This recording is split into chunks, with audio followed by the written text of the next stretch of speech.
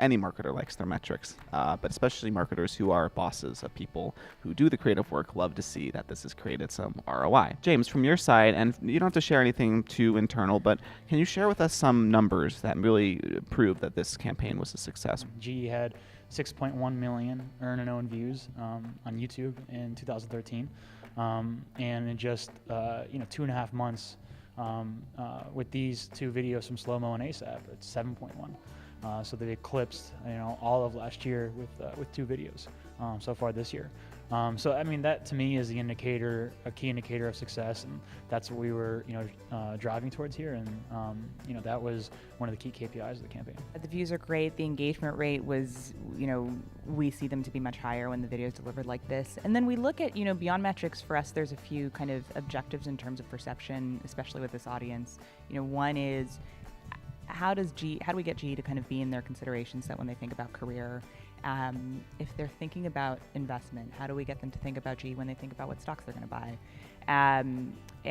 So when we also just literally look at the comments in the conversation, and you'll see people go, I didn't know GE did this, this is awesome, or maybe I should think about working for GE. And we don't do a good enough job of mining that just yet, but opening those doors for us is incredibly valuable. At full screen, I'm just wondering, because YouTube is by itself a native presence. If a brand puts a video on YouTube, you are kind of native advertising. Do you hope to replicate the same kind of success that GE saw with a multitude of different clients? I mean, yeah. I mean, we there are a number of brands we work with in this capacity, both again on media, content creation, and kind of channel management. Mm-hmm. Sort of three-pronged approach.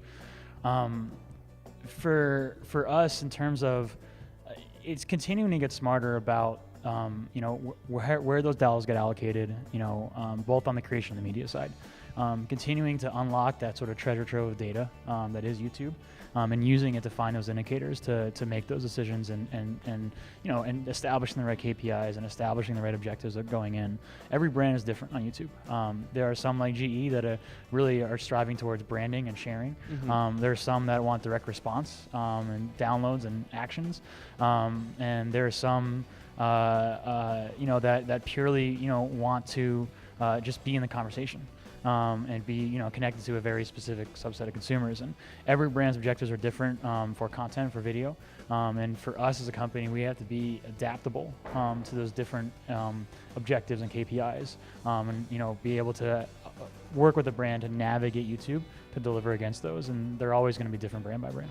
Where can we expect to see GE that's new, that we haven't seen them before? Are we going to see you guys on Pinterest? Are we going to see you guys on Vimeo? I mean, what other platforms are you guys really looking to exploit for marketing purposes? We have experimented with so many platforms already. I think we're thinking about where are people consuming content. So, we all talk about mobile and kind of just making sure that everything is kind of polished for a mobile experience.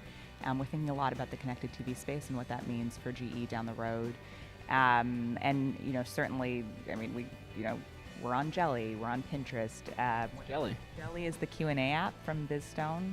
Yeah, it's fun. It's fun. You should try it out. Sure, we're thinking about Vimeo, but I think it's as much about how user behavior is changing in terms of content consumption, and how we prepare ourselves for that.